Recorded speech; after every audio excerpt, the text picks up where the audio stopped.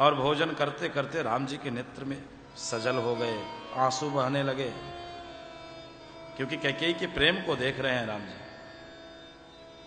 कैकेयी ने कहा, लाला तू रो रहा है, क्यों रो रहा है बेटा, तुझे चाहिए क्या?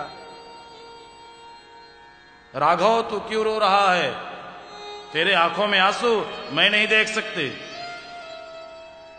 राम जी ने कहा, मैया आज मैं कुछ मांगना चाहता हूं।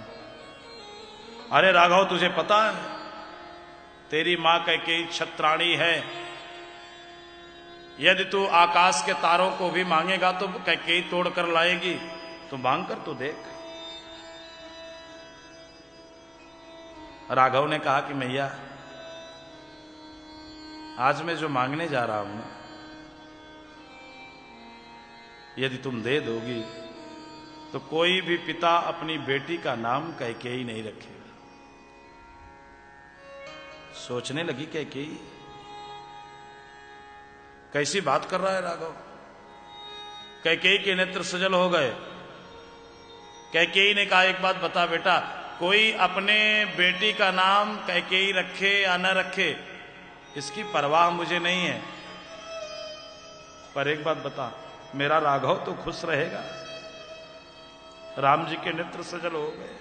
यही तो शुद्ध भक्त का लक्षण है, तब सुख सुखित्वम। राम जी ने कहा, हां मैया मैं तो खुश रहूंगा। फिर बेटा मांग, तुझे क्या चाहिए? मेरा राघव खुश रहे, यही तो मेरे जीवन की तमन्ना है, यही तो मैं सोचती हूं कि मेरा राघव प्रसन्न रहे। राम जी ने कहा, मैं प्रसन्न रहूंगा। राम जी आकर कैकेयी मैया की गोद में बैठ जाते हैं। कैकेयी मैया राम जी को के आंसू को अपने आंचल से पोंछती है और बोलती है, बेटा मांग तो सही। राम जी ने कहा, मैया जो मैं मांगने जा रहा हूं यदि तुम दे दोगी तो तुम्हें कैकेयी लोग नहीं कहेंगे, कलंकिनी कहेंगे, उल्टा कहेंगे, गाली बकेंगे। कैकेयी के भी नेत्र सजल हो गए, क्या मांगने वाला है राघव मुझसे। कैकेयी ने कहा, राघव कदाचित मुझे उल्टा कहें, कदाचित मुझे कलंकिनी कहें, पर एक बात बताओ, मेरा राघव तो प्रसन्न रहेगा ना? राम जी ने कहा, हां मैया राघव तो प्रसन्न रहेगा। भगवान ने कैकेयी के आंसू को पोंछा और भगवान ने कहा, मैया पता है जो मैं मांगने जा रहा हूं यदि तुम दे दोगी तो वैधव्य जीवन भी तुझे बिताना पड़ सकता है। अब तो कोई सौभाग्यवती स्त्री ये सुने कि मुझे वैधव्य जीवन बिताना है, ये तो बहुत बड़ा दुख है, बहुत बड़ा कष्ट है। बस कैकेयी गिरी और धड़ाम से मूर्छित हो गई। राम जी कैकेयी मैया को उठाने लगे, रुदन करने लगे, मां। कैकेयी मैया मूर्छित हो गई, पर जब कैकेयी मैया की मूर्छावस्था टूटी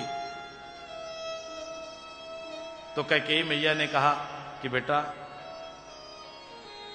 अपनी बेटी का नाम कोई कैकेयी न रखे, वो मुझे स्वीकार है।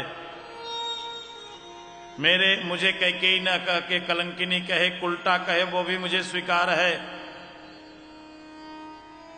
कदाचित मुझे वैधव्य जीवन बिताना पड़े, वो भी मुझे स्वीकार है।